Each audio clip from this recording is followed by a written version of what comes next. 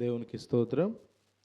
ప్రభునందు ప్రియమైన దేవుని పిల్లలారా, మన ప్రభువును రక్షకుడైన యేసుక్రీస్తు నామములో మీ అందరికీ కూడా నా హృదయపూర్వకమైన వందనాలు తెలియజేస్తున్నాను. అందరికి కూడా వందనాలు. కొద్ది నిమిషాలు దేవుని వాక్యాన్ని మనము ధ్యానం చేద్దాం.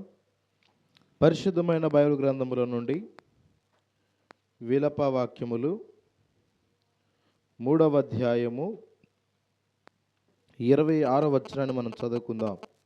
Page number 683. పాత నిబంధన గ్రంథంలో రాయబడిన పుస్తకము విలాప వాక్యములు 3వ అధ్యాయము 26వ వచనాన్ని చదవండి. Page number 683. నరులు ఆశ కలిగి యెహోవా అనుగ్రహించు రక్షణ కొరకు ఓపికతో కనిపెట్టుట మంచిది. చిన్న ప్రార్థన చేసుకుందాం. చదవబడిన యొక్క వాక్యం ద్వారా దేవుడు నీతో, నాతో, మనతో, మన అందరితో మాట్లాడలాగున చిన్న ప్రార్థన చేసుకుందాం. అందరూ కూడా తల వంచండి. ప్రార్థన.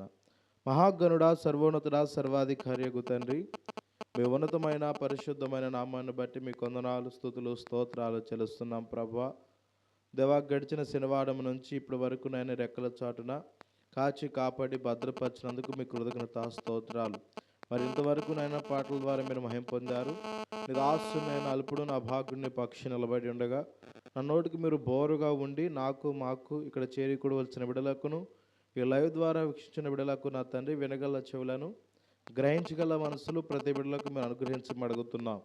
తండ్రి, ఇంకా రాలేక వెనకబడుతున్న బిడ్డలు ఉన్నారయ్యా. వారికి ఉన్న ఆటంకాలు, అభ్యంతరాలు తొలగించి మీ సన్నిధికి నా తండ్రి శీఘ్రముగా నడిపించి మీరే మహిమ పొందుకోమని యేసుక్రీస్తు నామమున పేరిట ప్రార్థించి అడిగి వేడుకొంచున్నాం తండ్రి, ఆమేన్. దేవునికి స్తోత్రం. మంచిది. ప్రభునందు ప్రియమైన దేవుని పిల్లలారా, ఈరోజు మనము ధ్యానిస్తున్న అంశం ఏంటయ్యా అంటే దేవుని కొరకు ఏ విధంగా మనము కనిపెట్టాలి. అందరు చెప్పండి. దేవుని కొరకు మనమందరము ఏ విధంగా కనిపెట్టాలి. ప్రాముఖ్యంగా ఏంటయ్యా అంటే కనిపెట్టుట. మన అంశం ఏంటి? కనిపెట్టుట. ఏమి కనిపెట్టాలి చెప్పండి? ఏమి కనిపెట్టాలి? నేటి సమాజంలో మనం ఏమి కనిపెడుతున్నాం? లేఖనాల ద్వారా దేవుడు మాట్లాడుతున్నది ఏమి కనిపెట్టమంటున్నాడు భక్తుల ద్వారా అన్నది మనము ఈరోజు ధ్యానించబోతున్నాం. కాబట్టి అందరూ కూడా శ్రద్ధగా పరిశీలన చేద్దాం.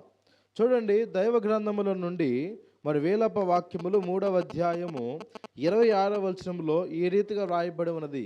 ఏంటంటే, నరులు ఆశ కలిగి యెహోవా అనుగ్రహించు రక్షణ కొరకు ఓపికతో కనిపెట్టుట మంచిది.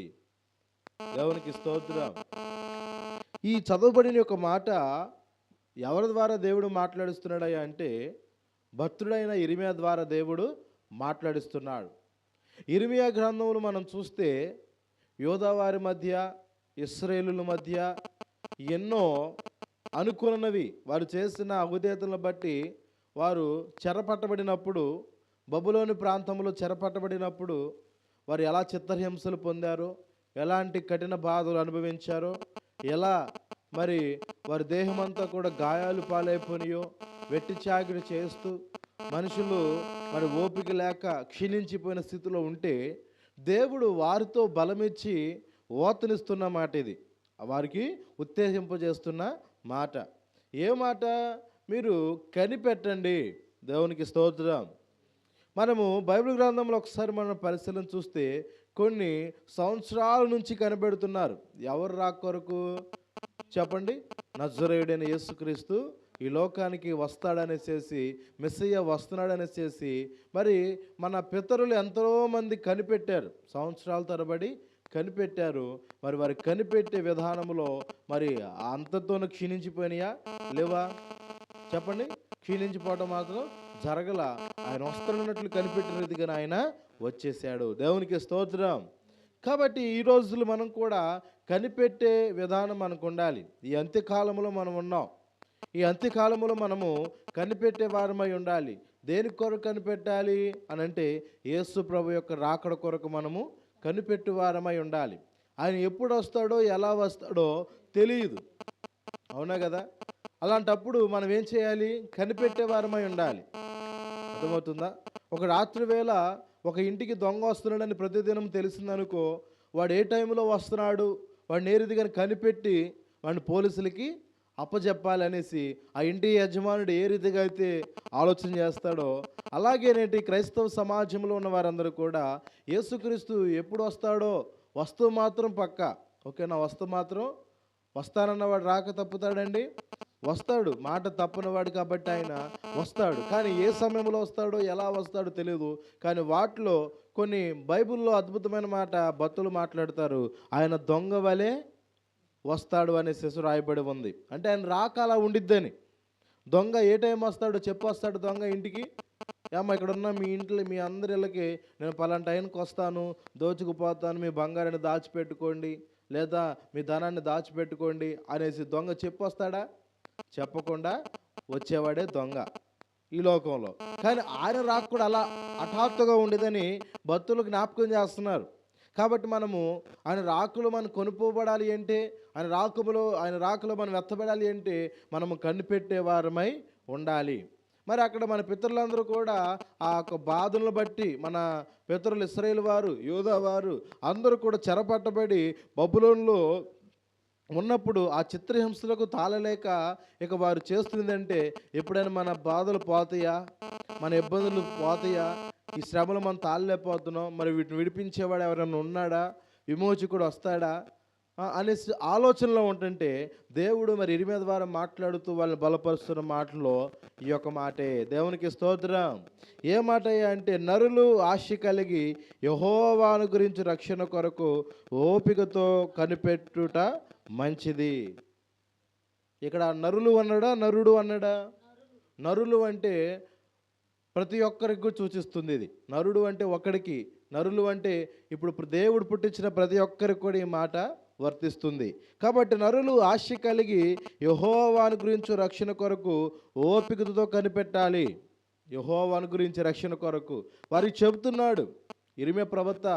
మరి వారి వ్యక్తిగత జీవితాల్లో వారు పడుతున్న పాటు శ్రమల వలన, ఇరుగుల ఇబ్బందుల వలన, శోధనల వలన, రాజుల యొక్క బలాన్ని బట్టి వారు ఇశ్రాయేలు దేవుడిని ఎరిగిన వారిని చిత్రహింసలు పెట్టాలనేసి దేవుని ఎరిగిన ప్రాంతంలో అనేక రకరకాలుగా ఇబ్బందులు గురి చేస్తుంటే వారు ఆ బాధలు అనుభవించలేక, తట్టుకోలేక ఏదేవో చేయాలి, ఇక మన వల్ల కావట్లేదన్న సందర్భాల్లో మరి ఇర్మియా భక్తుడు ఏం చేశాడు చెప్పండి? వెళ్ళి మీరు ఆశ కలిగి యెహోవా రక్షణ కొరకు కనిపెట్టుట మంచిది అని వారిని ధైర్యపరుస్తున్నాడు. దేవునికి స్తోత్రం. ఈరోజు దేవుని వాక్యం ఏం సెలవిస్తుందంటే, నీవు కూడా కనిపెట్టే విధానం నీకు ఉండాలి. నువ్వు అడిగినది పొందుకునేంత వరకు మనం ఏం చేయాలి? కనిపెట్టే ప్రార్థన చేసేవారికి మనము ఉండాలి. నేటి దినాల్లో అందరూ మేము చేస్తున్నామండి, మాకు జరగట్లేదు అంటున్నాం. కానీ కనిపెట్టే విధానం మనలో ఉందా? ఎప్పుడు ప్రార్థన ముగించుకుందామా, ఎప్పుడు మరి బయటికి వెళ్ళి మాట్లాడాలా, ఎదురు వాళ్ళతో సంభాషణ పెట్టుకోవాలా, ముచ్చట్లు పెట్టుకోవాలని మనము ఎనీ టైం చూస్తాం. ఇలా ఉంటే మన ప్రార్థనకు జవాబు వచ్చిద్దామా? రాదని దేవుని వాక్యం సెలవిస్తుంది. కనుక నరులు ఆశ కలిగి, ఏ ఆశ కలిగి?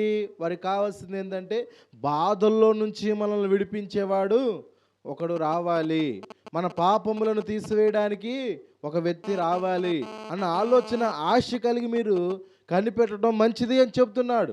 ఇది పాత నిబంధన గ్రంథంలో మరి భక్తుడు ఇర్మియా ద్వారా మాట్లాడుతున్న మాట. అంటే దీని గురించి మనం చూస్తే కొత్త నిబంధనలో కూడా వారు కనిపెట్టారు కాబట్టి దేవుడు వారికి కరుణామయుడిగా ప్రత్యక్షమయ్యారు. దేవునికి స్తోత్రం. కాబట్టి ఈ రాత్రి వేళ ప్రియమైన దేవుని బిడ్డలారా, మనము కూడా యెహోవా కొరకు మనం ఏం చేయాలి? కనిపెట్టే వారమై ఉండాలి. దేని కొరకు కనిపెట్టాలంటే ఇక్కడ రక్షణ కొరకు కనిపెట్టాలి. అమ్మ, దేని కొరకు కనిపెట్టాలి? రక్షణ కొరకు మనము కనిపెట్టి వారమై ఉండాలని భక్తుడు ఇక్కడ జ్ఞాపకం చేస్తున్నాడు. ఈ రోజుల్లో మనము పలానా టయానికి సీరియల్ వస్తుంది, ఆ టయానికి మనం కరెక్ట్గా అక్కడ కూర్చోవాలని ఏం చేస్తాం? కాచుకొని కూర్చుంటాం, కనిపెట్టుకొని కూర్చుంటాం. అవునా? అట్లాగే వాటికన్నా ప్రాముఖ్యంగా దేవునికి మీ విలువైన సమయాన్ని ఇవ్వాలి. అర్థమవుతుందా? వాటికన్నా ప్రాముఖ్యమైనది మీ ఆధ్యాత్మిక జీవితము దేవుని ఎదుట కనిపెట్టుకునే వారై ఉండాల. అలా ఉన్నప్పుడు మరి చెప్పండి, దేవుడు రక్షణను మనకు అనుగ్రహిస్తారు. దేవునికి స్తోత్రం. దేవుడు ఏం చేస్తాడమ్మా? మనకు రక్షణ అనుగ్రహిస్తాడు. ఈ రక్షణ అందరికీ వర్తించదు. ఏంటి అలా వర్తించదన్నారు ఏంటండి అని అంటే, అవును, బైబిల్ గ్రంథంలో రాయబడిన మాట ఏంటంటే, యెహోవా కొరకు ఏ నరుడైతే ఎదురు చూసి కనిపెడతాడో వారికి మాత్రమే రక్షణ చెందిద్ది. అర్థమవుతుందా? అలా అనేసేసి నేను క్రైస్తవుడని చెప్పుకునే వారికి, నేను క్రైస్తవుడిని, నేను ఆరాధనలో ప్రతి వారం పాల్గొంటున్నాను, ఇక నాకు ఈ రక్షణ వచ్చిద్ది అనుకోవడం చాలా తప్పు. ఎందుకంటే యెహోవా కొరకు కనిపెడదాం అంటే ఒక వారం వచ్చి ఒక ప్రార్థనలో పాల్గొని ఒక గడియ ప్రార్థనలో పాల్గొని ఇంటికి వెళ్ళిపోయినాక యథావిధిగా నీ స్థితిలో నీ నీ కార్యక్రమాలు నెరవేర్చుకుంటే కాదు.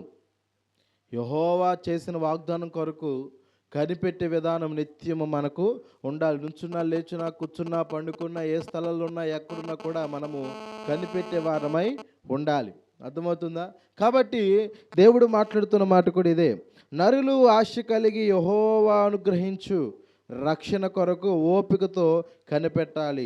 యెహోవా అనుగ్రహించే రక్షణ ఎటువంటిదయ్యా అంటే మనము ఏబు గారిని జ్ఞాపకం చేసుకోవచ్చు. యెహోవా అనుగ్రహించు రక్షణ ఎలాంటిదంటే ప్రియులారా చెప్పండి. ఇప్పుడు సాధారణంగా మన ఇల్లు కట్టుకుంటే చుట్టూరు పారిగోడ కట్టుకుంటాం. అది ఇంటికి ప్రాకారం లాంటిది, అంటే ఒక రక్షక కవచము లాంటిది అనుకోండి. అవునా కదా? ఎందుకంటే అన్నీ ఆ కుక్కలు కానీ లేదా ఆ మనుషులు కానీ ఇష్టం వచ్చినట్టు రారనేసి ఏం చేస్తాం, చుట్టూరు పారిగోడ కట్టుకుంటాం. ఎలాంటి కొంచెం విష పురుగులు కూడా రావు అనే ఉద్దేశంతో చుట్టూ పారిగోడ కడతాం ప్రాకారంగా.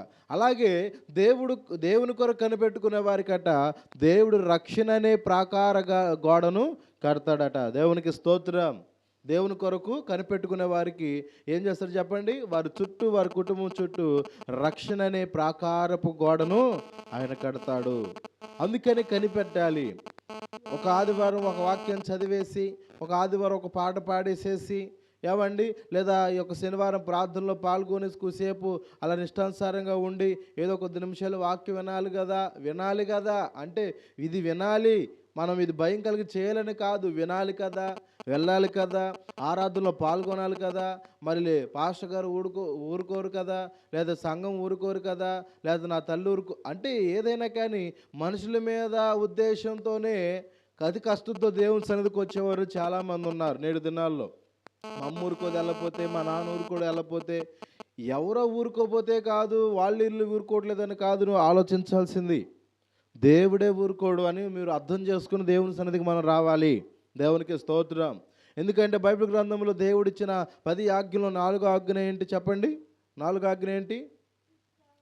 నీ దేవుడైన యెహోవా విశ్రాంతి దినం, అది పరిశుద్ధ దినముగా ఆచరించాలి, జ్ఞాపకం ఉంచుకోవాలి. అప్పుడు నీవైనను నీ పశువులైనను లేదా నీ సొంత పనులైనా ఏదో కూడా నీవు చేయకూడదు. అది 7వ దినాన దేవుడు విశ్రమించిన రోజు కాబట్టి దేవుడు దానిని పరిశుద్ధ దినముగా ఎంచాడు. అలాంటప్పుడు నువ్వేం చేయాలి? వాళ్ళు వెళ్ళపోతే ఊరుకోరు, వీళ్ళు వెళ్ళపోతే ఊరుకోరు, పాస్టర్ గారు ఊరుకోడు, పెద్దలు ఊరుకోడు అని ఊరుకోడనే సంగతి పక్కన పెట్టేస్తే ముందు దేవుడే ఊరుకోడన్న భయం నీకు ఉండాలా. ఈరోజు అలాంటి భయం లేదు. దేవుడు భయం లేదండి ప్రజల్లో. దేవుడు భయం లేదు. దేవుడి యొక్క అంటే ఆజ్ఞలంటే, దేవుని చిత్తాన్ని తలవంచాలంటే, దేవుని చిత్తానికి లోపడాలన్నా కూడా భయం లేదు. ఫార్మాలిటీగా రావటం, ఫార్మాలిటీగా వెళ్ళిపోయే విధానములు నేటి వ్యవస్థ క్రైస్తవంలో కనపడుతుంది. అలా కాదంటే కనిపెట్టేది. వీళ్ళందరూ కూడా మన పితరులు వారి దూరవస్థలో ఉన్నప్పుడు వారు ఏ రీతి కనిపెట్టారంటే, యెహోవా మనకు రక్షణ అనుగ్రహిస్తాడేమోనని, ఆయన అనుగ్రహం చూపుతాడేమోనని కనిపెడితే నిజంగా వారి యావత్ బాధలను తీసివేయడానికి ఆయన ప్రత్యక్షమయ్యారు. దేవునికి స్తోత్రం. చూశారు కదా? కనిపెట్టి చేస్తే వారి మొర ఆయన విన్నాడు, వారి ప్రార్థన నిశ్చయముగా ఆయన ఆలకించాడు. అందుకే దేవుడు వారిని ఆ చెరపట్టబడిన బందీఖానము నుంచి వారిని విడిపించారు. దేవునికి స్తోత్రం. కాబట్టి ఈరోజు నీవు కూడా అలాంటి ఉపద్రవములో ఉన్నావు. ఆనాడు మన పితరులు చేయకూడని పనులు చేయడం బట్టి, దేవుని ఆజ్ఞకు భయపడలేక మనుషులు ఆజ్ఞలకు తల వంచే విధానమును బట్టి వారు ఏం చేయబడ్డారంటే బబులోను పట్టణం వరకు చెరపట్టబడ్డారు. అంటే వారు బందీలైపోయారు. అంటే ఒకరి కింద బానిసత్వము బ్రతుకులు వారు మిగిలిపోయారు. అలాంటి వారు అక్కడ పడుతున్న ఒక బాధలు, ఇబ్బందులు, ఇరుకులను చూసి వారు దేవుని కొరకు కనిపెట్టారు. మనకి ఎలా విముక్తి కలిగిద్ది, ఎలా మనకు విమోచన కలిగిద్ది, మనం దీని నుంచి ఎలా బయటపడగలుగుతాం, మన బిడ్డలు ఏ రీతిగా బయటపడగలుగుతారు? చూసావా నా గాయములు, కొట్టిన దాని మీదే కొడతాం, వీపులన్నీ కూడా ఏం చేయబడి చెప్పండి, ఆ వాతలతో, చండ్రకోలు వాతలతో అంతా కూడా నొప్పులు తీసుకోలేకపోతున్నాం. ఇదంతా మన బిడ్డలకు రాకూడదు, జీవం కలిగిన దేవుడు రావాలి, మనల్ని విడిపించాలని కనిపెడుతుంటే వారి ప్రార్థన వాళ్ళ మూలుగులను దేవుడు విని ఇర్మీయా ప్రవక్తను పంపించి దేవుడు వారిని వెలుపలకి రప్పించాడు. అలాగే మన ఐగుప్తులో కూడా చూస్తే ప్రియులరా, మోషే అనే సేవకుడిని మనకు జ్ఞాపకం చేసుకుంటే, మోషే గారిని కూడా దేవుడు వారి మూలుగులు విని, మన పితరులు చేస్తున్న మూలుగులు విని, వారు కనిపెట్టే విధానం చూసి వారిని విడిపించడానికి దేవుడు మోషేని ఏం చేశాడమ్మా? మోషేని ఏం చేశాడు? ఆ యొక్క ప్రాంతాన్ని పంపించి ఆ యొక్క ఐగుప్తు ప్రాంతానికి వారిని వెలుపలకి రప్పించారు. చూసారా, కనిపెడితే అక్కడే మగ్గిపోయారా? బయటకు వచ్చారా? బయటకు వచ్చారు. కనిపెట్టి చేసే ప్రార్థనలో అలాంటి గొప్ప విధానం మీకు లభించింది. కనిపెట్టండి. మన పితరులు కనిపెట్టారు. ఒక వాగ్దానం చేస్తే దేవుడు ఆ వాగ్దానం కొరకు ఏం చేశారు చెప్పండి? కనిపెట్టారు, ప్రార్థన చేశారు. నేటి దినాల్లో అలా ఉన్నారా చెప్పండి? నేటి దినాల్లో కనిపెట్టే ప్రార్థన నేటి సంఘాల్లో ఉంటుందా? ఎవరిలో కూడా కనిపెట్టే ప్రార్థన విధానాలు ఉంటుల్లా. ఆత్రంగా ప్రార్థన చేస్తావు, 10 నిమిషాలు లేదా మహా అయితే ఒక అరగంట చేస్తావు, అంతటితో నా ప్రార్థనకు సమాప్తం చెప్తాం. ఏదో నీకు గుర్తొచ్చినప్పుడు, ఏదో నీకు ఇష్టం వచ్చినప్పుడు, ఏదో మీకు అవకాశం ఉన్నప్పుడు, ఏదో మీరు తీరిక చేసుకున్నప్పుడు, అర్థమవుతుందా, కావాలని చేసుకొని చేయాలి కదా అని ఆలోచన చేస్తే ఆ కనిపెట్టినా కూడా ఆ ప్రార్థనకు జవాబు రాదు, ఆ ప్రతిఫలాన్ని మీరు చూడరు. కాబట్టి మనం ఏం చేయాలి? యెహోవా కొరకు కనిపెట్టి ప్రార్థన చేస్తే దానివల్ల మనకు కలిగేదంటే రక్షణ అనేది నీ చుట్టూ, నీ బిడల చుట్టూ, నీ ప్రాకారముగా దేవుడు కావలుగా ఉంచుతాడట. దేవునికి స్తోత్రం. కాబట్టి ఏబు గారి జీవితంలో కూడా అదే జరిగింది. ఏమని? తన కుటుంబం చుట్టూ, తన బిడల చుట్టూ, తనున్న ఒక పరిస్థితుల చుట్టూ, ప్రాంగణము చుట్టూ కూడా దేవుడు ఏం వేసాడు? చుట్టూ కంచి వేసాడట. కారణం ఏంటి చెప్పండి? యెహోవా కొరకు కనిపెట్టే లక్షణాలు అతనిలో ఉన్నాయి. దినదినము అరుణోదయములు లేచి స్తుతించే విధానం లక్షణాలు అతనిలో ఉన్నాయి. ఎంత కనిపెట్టినా కూడా జవాబు రాని సందర్భాల్లో నేడు దినాలు మనం ఎన్నెన్నో చూస్తున్నాం. కానీ ఇక్కడ ప్రభు చెప్తున్నాడు, నరులు ఆశ కలిగి యెహోవాను అనుగ్రహించే రక్షణ కొరకు ఓపికతో కనిపెట్టాలి. కనిపెట్టే విషయంలో ఏముండాలంటే ఓపిక ఉండాలి. కనిపెట్టే విషయంలో ఏముండాలంట? ఓపిక ఉండాలి. ఇప్పుడు ఒక చేపల కూర ఉంది, ఇష్టంతో వండుకుంటాం. ఇక వెంటనే ఉడికింది కానీ చేసి ఉడుకుడుకు ముద్దలు వేసుకొని ఒకసారి మింగేస్తావా? ఎందుకని చెప్పండి? కాలిద్ది. రెండవది ఏంటి? ముళ్ళు గుచ్చుకుంటాయి. కాలే విషయం పక్కన పెడితే కుసేపు పారిపోయింది, ముళ్ళు గుచ్చుకుంటే లోపలికి వెళ్తే చెప్పండి, ఈ చేప ముళ్ళు అడ్డం పడి చచ్చిన వాళ్ళు కూడా చాలామంది ఉన్నారు లిస్టులో. అర్థమవుతుంది, తిప్పుకోలేక. కాబట్టి ఎంత ఓర్పు అవసరం? ఒక చేపల కూర ఎంత రుచికరమైన పదార్థమైనప్పటికీ, ఎంత దేహానికి మంచిదైనప్పటికీ కూడా దాని విషయంలో ఎంతో ఓర్పును మనము చూపిస్తాం. అలా ఓర్పుతో సహనంతో తింటేనే అప్పుడు మనకు ముళ్ళు ఏదే కూడా తీసుకొని శుభ్రంగా తినగలుగుతాం. అట్లాగే నువ్వు అడిగినది పొందుకోవాలంటే కనిపెట్టే విధానం నీకు ఉండాలి. కనిపెట్టే విషయంలో మీకు ఏముండాలంటే ఓర్పు ఉండాలంటున్నాడు దేవుడు. మీరు ఒక వాగ్దానం కోసం కనిపెడుతున్నారు. గర్భఫలం లేని వారు గర్భఫలం కొరకు కనిపెడుతున్నారు. వివాహం కాని బిడ్డలు వివాహం కొరకు కనిపెడుతున్నారు. ఉద్యోగాలు లేని వారు ఉద్యోగాల కొరకు కనిపెడుతున్నారు. ఏమండి? అనారోగ్యం లేని వారు ఆరోగ్యం పొందుకోవాలని కనిపెట్టేవారు ఉంటున్నారు. చాలా మంచిదే. కానీ కనిపెట్టే విషయంలో సహనం ఉందా? కనిపెట్టే విషయంలో మీకు ఓర్పు ఉందా అని ప్రభు అడుగుతున్నాడు. ఓర్పు, సహనం ఉంటే, ఈ 2 విషయాలు మీలో ఉంటే మీరు కనిపెడితే ఆ ప్రార్థనకు, మీరు చూస్తున్న ఎదురు చూపులకు దేవుడు నిశ్చయముగా కార్యాన్ని జరిగిస్తారు. హల్లెలూయా కదా? కానీ ఈ 2 మనకు లేవు కదా. ఈ 2 మనకు లేవు కదా. ఓర్పు సహనాలు మనకి లేవు. అందును బట్టి మనం ఎంత కనిపెట్టినా మన ప్రార్థనకు ప్రతిఫలం ఉండలేదు. వీరందరూ కూడా, మన పితరులందరూ కూడా ఆ చెరపట్టబడిన యొక్క బబులోను ప్రాంతంలో ఉన్నప్పుడు వారిని విడిపించే విషయాల్లో వారు అక్కడ నేర్చుకున్న శ్రమలు బట్టి నేర్చుకున్నది ఏంటో చెప్పిన భక్తుడు చెప్పే మాటల ద్వారా, ఇర్మీయా ద్వారా చెప్పే మాటల ద్వారా వారు ఓర్పును నేర్చుకున్నారు. ముందు ఓర్పుతో కనిపెట్టారు. అందుకే కనిపెట్టుట మంచిది. అలా కనిపెట్టారు కాబట్టి వారి కార్యాలను చూడగలిగారు. వారికి దేవుడు రక్షణ ప్రాకారమును చుట్టూ కంచిలాగా వేశారు. దేవునికి స్తోత్రం. ఇంకా బైబిల్ గ్రంథంలో కనిపెట్టిన వాళ్ళు చాలామంది ఉన్నారు. చూస్తే ప్రియులారా, కీర్తన గ్రంథము 52వ అధ్యాయము 9వ వచనం చదవండి ఒకసారి. కీర్తన గ్రంథము 52వ అధ్యాయము 9వ వచనం. కనిపెట్టుచున్నాను. దేవునికి స్తోత్రం. గట్టిగా చెప్పండి ఒకసారి, హల్లెలూయా. విన్నారు ఈ మాట?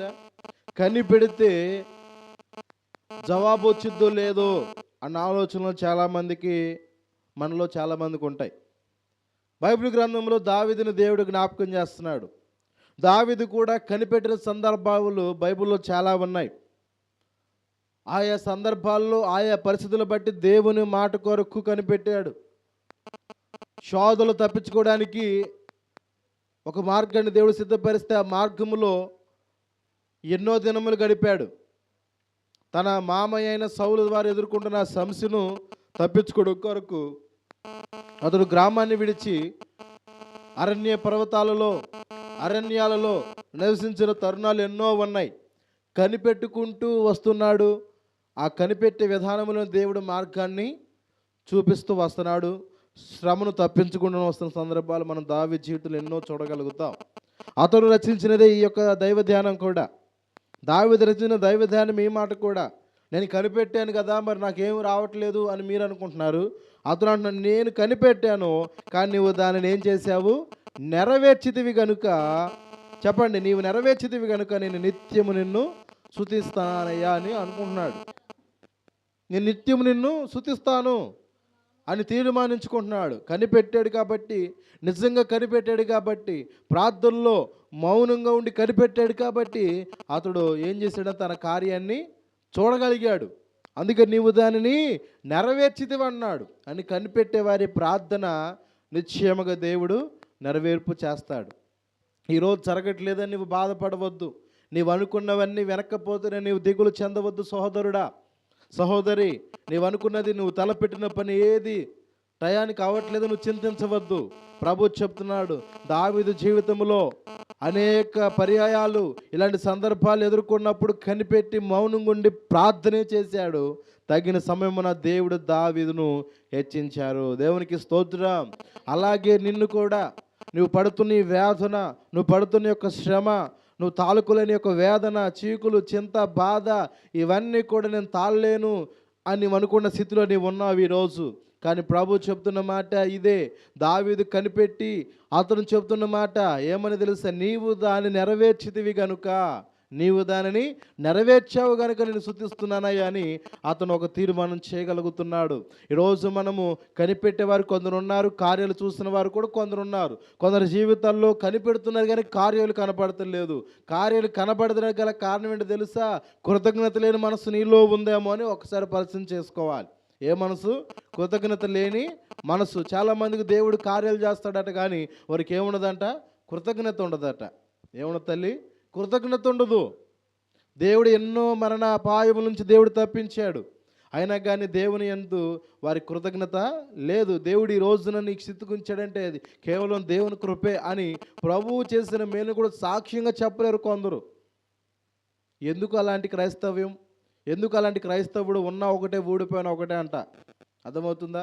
దేవుని గణపరచలేని వ్యక్తి, దేవుడు చేసిన కార్యాలు బట్టి దేవుని స్తుతించలేని వ్యక్తి ఉన్నా ఒకటే, ఊడిపోయినా కూడా ఒకటే. ఎందుకంటే వాని వల్ల ప్రయోజనము లేదు.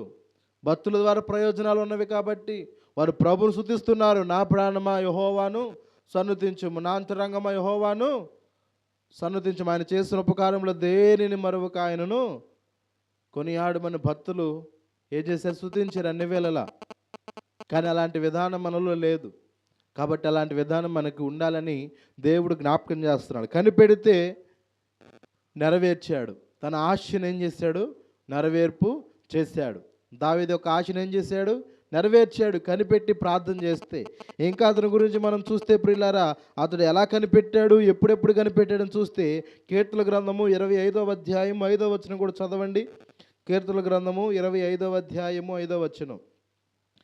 ఎలా కనిపెట్టాడు దావీదు గారు అని మనం చూద్దాం. ఇక్కడేమో నేను కనిపెడితే నీవు ఏం చేసావు? దాన్ని నెరవేర్పు చేసావు. అందుని బట్టి స్తుతిస్తున్నారన్న మాట మీరు విన్నారు కదా. ఆయన ఎలా కనిపెట్టాడో మనం చూద్దాం. కీర్తనలు 25వ అధ్యాయము 5వ వచనం.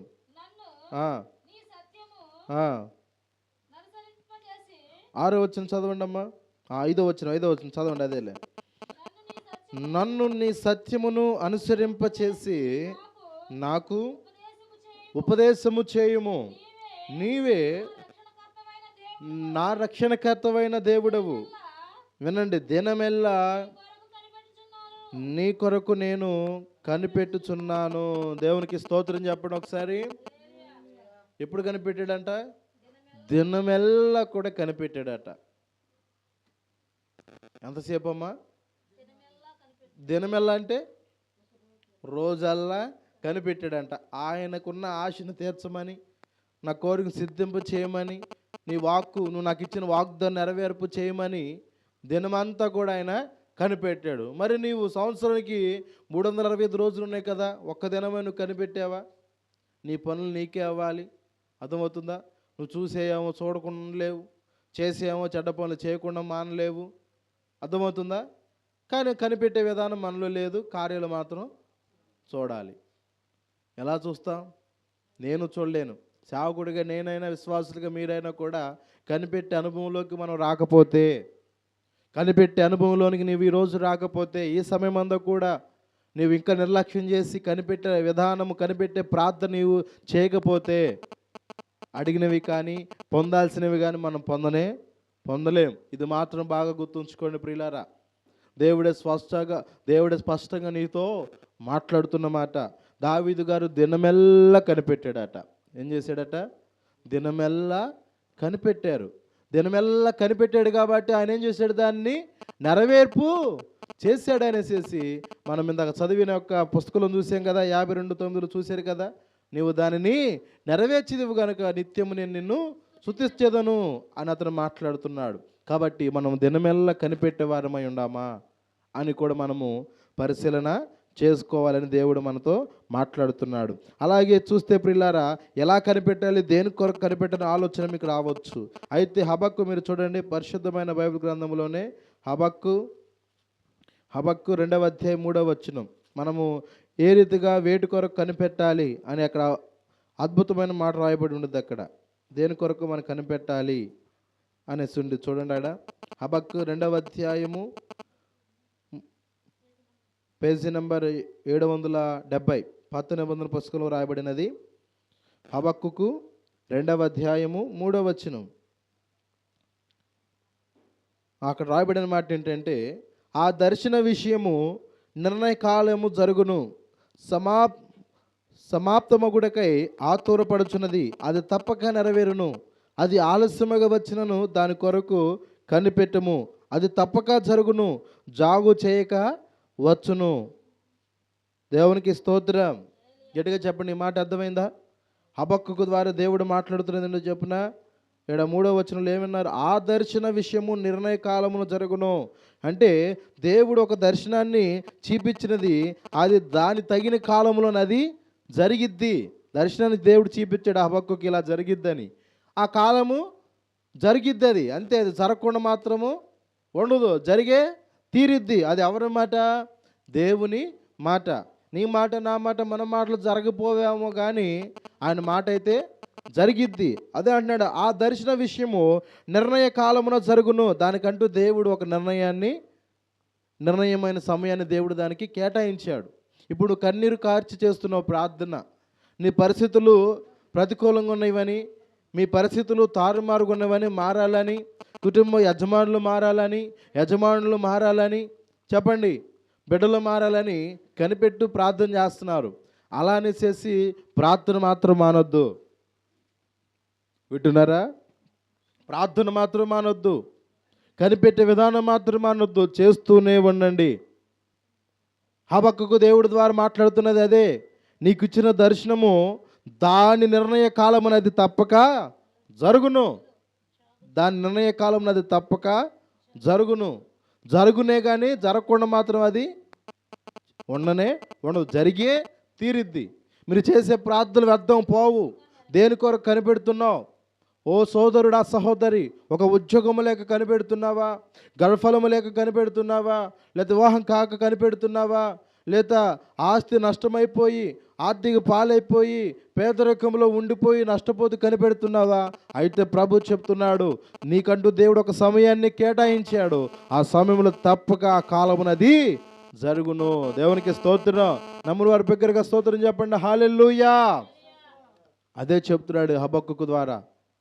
నీకు ఒక దర్శనం ఇచ్చాను కదా, అది జరిగే నిర్ణయ కాలము, అది తప్పక జరుగును. సమాప్తం ఒకటికి అది కూడా ఏం చేస్తుంది? ఆతురపడుతున్నది. అది తప్పక నెరవేరిద్ది.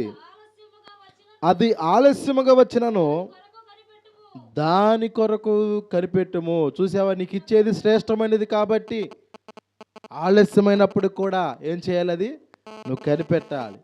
ఆలస్యమైందని ఆతురపడి మరొకసారి చెబుతున్నాను వినండి. ఆలస్యమైందని, ఒత్తిడి పెరిగిందని ఆతృతపడి పొందిన కృపను వ్యర్థం చేసుకోవద్దు. పొందిన కృపను వ్యర్థం చేసుకోమాకండి. కలిగిన ఆత్మను పోగొట్టుకోవద్దు. నిరీక్షణను వీడవద్దు. పొందిన విశ్వాసాన్ని పోగొట్టుకోవద్దు. అది ఆలస్యమైనా తప్పక అవి జరుగును అని దైవవాక్కు సెలవిస్తుంది. నీ జీవితంలో ప్రభు ఒక వాగ్దానం చేశాడు కదా, ఆ వాగ్దానము తప్పక నీ జీవితంలో జరుగును. అది ఆలస్యమైందని, ఇంకా ఇప్పుడే జరగలేదని నువ్వు నిరాశ చెందవద్దు సోదరా. ప్రభు మాట్లాడుతుంది అదే. తప్పక నీకు జీవితంలో నువ్వు అనుకున్నది జరిగిద్ది. నీకు దర్శనం ద్వారా దేవుడు చేస్తానని వాగ్దానం చేస్తే అది నిత్యముగా జరిగిద్ది. కాబట్టి నువ్వు కనిపెట్టే వారిలో ఉండాల్సిన లక్షణాలు చెప్పండి. విలాపములో 8 వారు ఉన్నాం కదా, కనిపెట్టే వారిలో ఉండే లక్షణాలు ఏంటంటే సహనము, చెప్పండి, ఓర్పు. ఈ రెండు ఉంటే కనిపెడతాం. ఎంత దాని కొరకైనా మనము కనిపెడతాం. బైబిల్ గ్రంథంలో అబ్రహాం మీకు తెలుసు కదా, అబ్రహాం గారు ఆది కాండంలోనే మనకు పరిచయం అవుతారు. 75 సంవత్సరాలు ఉన్నప్పుడు అతనికి వాగ్దానం చేయబడ్డాడు. ఏ వాగ్దానము? నేను నీకు స్వాస్థ్యాన్ని ఇస్తాను, నేను గర్భఫలం ఇస్తాను. వాగ్దానం ఏంటి? నీ సంతానమును ఇసుకురేణి వలె విస్తారముగా నేను చేస్తానని మన పితరుడైన అబ్రహాం గారికి దేవుడు వాగ్దానం చేశారు. ఆ వాగ్దానాన్ని బట్టి ఆయన ఎంతగానో ఎదురు చూశాడు. యెహోవా కొరకు ఎదురు చూసేవారు నూతన బలాన్ని పొందుతారు. అలాంటి కృప మన పితరుడైన అబ్రహాం గారు పొందుకున్నారు. కనుకనే 100 సంవత్సరాలకు వాగ్దానము జరిగింది. దేవునికి స్తోత్రం. మీరు అనుకుంటారు, అప్పుడు దాకా ఎందుకు వెంటనే చేయలేడా ఆయన? వెంటనే చేయలేడా అని ఆలోచన రావచ్చు. ఆయన ఈ క్షణమే చేయవచ్చు. రెప్పపాటులో ఆయన కార్యాన్ని చేయగలిగిన సమర్థుడు. కానీ ఆయన అలా ఎందుకు చేయలేదంటే దాని విలువ నీకు తెలియదు. ఇప్పుడు కష్టపడేవాడికి చెమట వచ్చి ఏమండి ఉదయం పోయి సాయంకాలం వరకు కష్టపడితే అతడు సంపాదించగలుగుతున్నాడు. అదే ఇంట్లో బిడ్డలు అర్థం చేసుకోక తెచ్చినవన్నీ కూడా వారు తినుబండరాలకో లగ్జరీగా వాడుకోవడానికో లేకపోతే ఆ వాహనాలు ఈ వాహనాల మీద తిరుగుతారనుకో, అప్పుడు నీకేమనిపించింది? ఏమని చెప్పండి? అది ఊరకని వచ్చిన డబ్బు కాదు, ఎంతో కష్టపడి. ఆ కష్టపడే సమయంలో కూడా సమయం ఎలాంటి చెప్పండి? తినని రోజులు కూడా ఉన్నాయి. తినని రోజులు లేకుండానే తినక కష్టపడి అలా చేస్తేనే ఈ రీతిగా ఉంటే నువ్వు దాన్ని 2 నిమిషాల్లో ఖర్చు పెట్టేసేస్తున్నామని బిడ్డలను సంపాదించి గద్దించిన ఎన్నో లేవా మన కుటుంబాల్లో? కాబట్టి దాని విలువ, దాని విధానము ఎదురు చూసిన వాడికి, ఇచ్చిన వారికి మాత్రమే తెలుసు. అర్థమవుతుందా? అంతేగా నువ్వు అడంగాలు ఇవ్వాలంటే నువ్వు దాంతోనే ఒకవేళ గర్వించి చెడిపోతే, నీకు ఓర్పు సహనాలు లేకపోయి ఇతరులను తిరస్కరిస్తే నువ్వు పాడైపోకూడదని కొంత ఆలస్యం అవ్వచ్చు. కానీ ఆలస్యం వెనక అద్భుతమైన కార్యాలు నా దేవుడు మీ జీవితాల్లో జరిగించునుగాక. కనుక నా ప్రియమైన దేవుని బిడ్డలారా, ఇంకా చివరికి ఒక మాట మనం చూసుకునే వాక్యం భాగాన్ని ముగించుకుందాం. యెషయా గ్రంథము 64వ అధ్యాయము 4వ వచనం కూడా చూడండి. యెషయా గ్రంథము 64వ అధ్యాయము 4వ వచనం. కనిపెడితే ఆయన ఏం చేస్తాడు? ఇప్పుడు వరకు మనము మరి భక్తులు ఎంతవరకు కనిపెట్టారని విన్నాం. కనిపెడతా మంచిదని విన్నాం. కనిపెడితే మరి దేవుడు దావీదుల కార్యాలు చేశాడని విన్నాం. మరి ఇంకా కనిపెట్టే వారి జీవితాల్లో ఏం చేస్తాడని ఈ మాటను మనం చదివి దాన్ని వివరించుకుని మన వాక్యాన్ని ముగించుకుందాం. యెషయా గ్రంథం 64వ అధ్యాయం 4వ వచనం. తన కొరకు వినండి శ్రద్ధగా, తన కొరకు కనిపెట్టు వారి విషయమై నీవు తప్ప తన కార్యము సఫలము చేయు మరి ఏ దేవుడు కలడన్న సమాచారం మనుషులకు ఏ దేవుని ఎవడును ఏ కాలమున చూచి ఉండలేదు.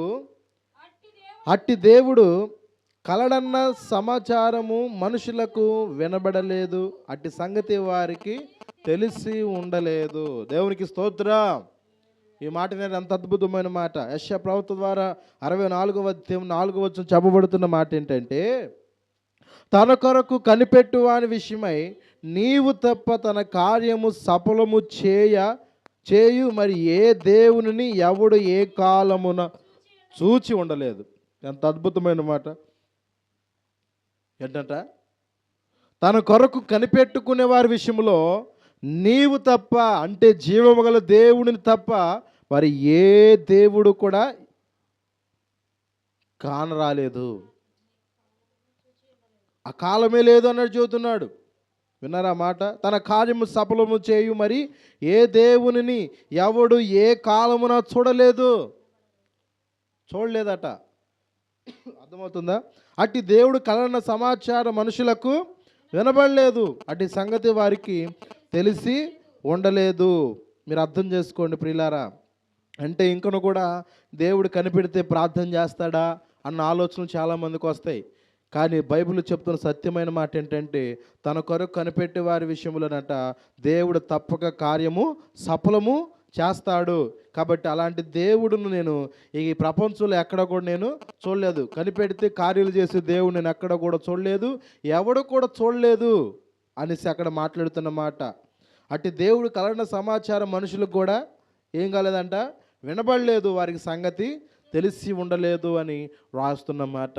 ఇంకో ఎవరైతే తెలుసుకోలేదు ఈ సమాచారాన్ని, ఎవరైతే ఇంకా ప్రార్థనలో కనిపెడితే దేవుడు జవాబిస్తాడా, అడిగింది దేవుడు చేస్తాడా, మరి నేను ఒక కోరిక కలిగి ఉన్నాను, ఆ కోరిక నెరవేరుస్తాడా అన్న ఆలోచనలు చాలామందికి వస్తాయి. మరి ఆ దేవుడు ఆ కోరికను సిద్ధింపు చేస్తాడా అన్న ఆలోచన మీకు ఉండవచ్చు. అయితే ప్రభు చెబుతున్నాడు, ఇలాంటి వారు చాలామంది తెలియక ఉన్నారు. కానీ ప్రభు చెబుతున్నాడు, మీరు తలపెట్టిన కార్యాన్ని, మీరు పొందుకోవాలనుకున్న ఎదురు చూస్తున్న కార్యాన్ని దేవుడు తగిన సమయమున కార్యమును ఏం చేస్తాడు, సఫలము చేస్తాడని యెషయా భక్తుల ద్వారా కూడా దేవుడు మాట్లాడుతున్నాడు. కనుక ప్రియమైన దేవుని బిడ్డలారా, ఈ రాత్రి వేళ మనం నేర్చుకున్నది ఏంటయ్యా అంటే, కనిపెట్టి ప్రార్థన చేయాలి. ఏం చేయాలట? మనము కనిపెట్టి ప్రార్థన మనము చేయాలి. కనిపెట్టి ప్రార్థన చేస్తే ఏమండి, కనిపెట్టి ప్రార్థన చేస్తే దావీదు జీవితంలో తనను ఏం చేశాడు, తనను అనుకున్నది నెరవేర్పు చేశాడు. కనుక అతడు దేవుని స్తుతించగలిగాడు అని మీరు అద్భుతమైన మాట విన్నారు. కాబట్టి ఇక మూలవాక్యంలో మనం వస్తే ప్రియులారా, మరి విలాపములోని మనం ఏం చూసాం, 3:26లో నరులు ఆశ కలిగి యెహోవా కొరకు కనిపెట్టుట మంచిది అని విన్నాం. కాబట్టి నరుడుగా నారీగా నీవు నేను మనం చేయాల్సింది ఎంత దినాల్లో కనిపెట్టి ప్రార్థన చేయాలి. ఒకరితో వీళ్ళతో వాళ్ళతో ముచ్చట్లొద్దు. అర్థమవుతుందా? కనిపెట్టి ప్రార్థన చేయి. ఎప్పుడు వస్తాడో తెలియదు యేసయ్య. ఆయన వచ్చిన టైంలో మనం ఆయనతో పాటు మనము ఏం చేయబడాలి, కొనియాడబడాలి, కొనిపోబడాలా. అర్థమవుతుందా? అందుకని విడవబడేవారికి మనము ఉండకూడదు. కనిపెట్టువారు మాత్రమే ఏం చేయబడతారు, ఆయనతో పాటు కొనిపోబడతారు. 5 స్త్రీలు మరి బుద్ధి కలిగిన వారు కాబట్టి కనిపెట్టారు. రెప్పపాటు నిద్ర రానికుండా, కొనుక్కు నిద్ర రానికుండా కనిపెట్టారు కాబట్టి వారు దేవునితో ఎత్తబడ్డారు. అలాగే నేటి క్రైస్తవ సంఘమా, దేవుడు మాట్లాడుతున్నాడు, మీరు కనిపెట్టే ప్రార్థన చేయాలి. ఏదో గంట ప్రార్థన చేసి పనుకున్నావు అన్నట్లు కాదు, కానీ అడిగినది పొందుకునేంత వరకు కనిపెడుతూ సహనముతో మౌనంగా కనిపెట్టే విధానము దావీదు నేర్పిన విధానంగా, దావీదు జీవితంలో జరిగిన విధంగా మనమందరం కూడా కనిపెట్టి మనం ఎదురు చూస్తున్న కార్యాలు కూడా దేవుడు మన జీవితాల్లో జరిగించునుగాక. ఆమేన్. ప్రార్థన చేసుకుందాం. అందరూ కూడా తల వంచండి. ప్రార్థన. ఈ గొప్ప సందేశాన్ని దేవుడు వెనుకల్లో దీవించి మిమ్మల్ని అందరిని కూడా ఆశీర్వదించునుగాక. ఆమేన్. చిన్న ప్రార్థన చేసుకుందాం. మహాగణుడా, సర్వోన్నతుడా, సర్వాధికారియగు దేవా, ఈ ఉన్నతమైన పరిశుద్ధమైన నామాన్ని బట్టి మీకు వందనాలు.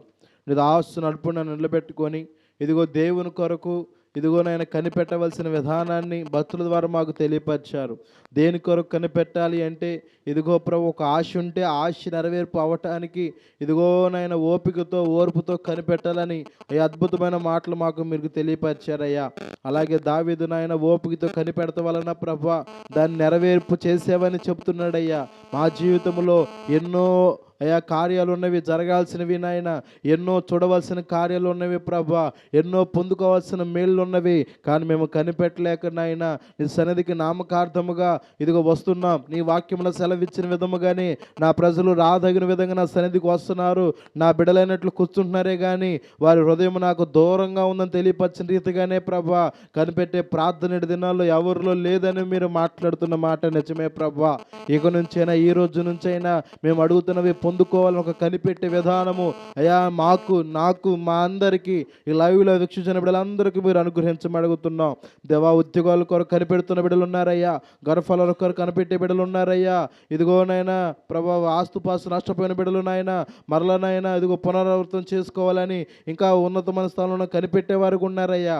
అయ్యా వారు కనిపెడతమే కాదు కానీ ఇదిగో సహనంతో ఓర్పుతో ఉంటే వారి చేతులు కార్యాలు చేస్తానని మీరు మాట్లాడారు. కాబట్టి ఇలాంటి లక్షణాలు ప్రభావ ప్రతి ఒక్క బిడ్డల్లో మీరే ఉంచి అయ్యా వారు కనిపెట్టిన విధానాలు తగ్గట్టుగా మీరు చేసిన వాగ్దానాలు తగ్గట్లుగా ఇదిగో అబక్కుతో మీరు మాట్లాడిన మాటలు ప్రభా నేను దర్శనమిచ్చాను కదా, అది జరిగే కాలము తప్పక ఉంది, నిర్ణయ కాలం అది తప్పక జరిగిద్ది, ఆలస్యమైన కూడా అది జాగు చేయకుండా త్వరగా జరుగునని మాట్లాడావు. కాబట్టి ఇప్పుడు వరకు జాగు చేయబడి ఆలస్యమైపోగల కారణం ప్రభు మేము సరిలేకపోవడం బట్టి ఈ రోజు నుంచైనా ఈ క్షణము నుంచైనా నీ దయా దాక్షిణాలు మా పై నుంచి నైనా నీ కరుణ కటాక్షం మా పైన చూపి ప్రభా అయా మేము ఎదురు చూస్తున్న కార్యములు పొందుకున్నట్లుగా మీరే కృప చూపి విన్న మాటలు వ్యర్థంగా పోకుండా ఆయా స్థలాల్లో కూడినైనా ఆలకిస్తున్న బిడ్డల జీవితాల్లో కూడా నీ అద్భుతమైన కార్యాలు మీరే జరిగించి మహిమ పొందుకోమని నజరేయుడైన యేసు క్రీస్తు నామములో ప్రార్థించి అడిగి వేడుకొనుచున్నాము తండ్రి.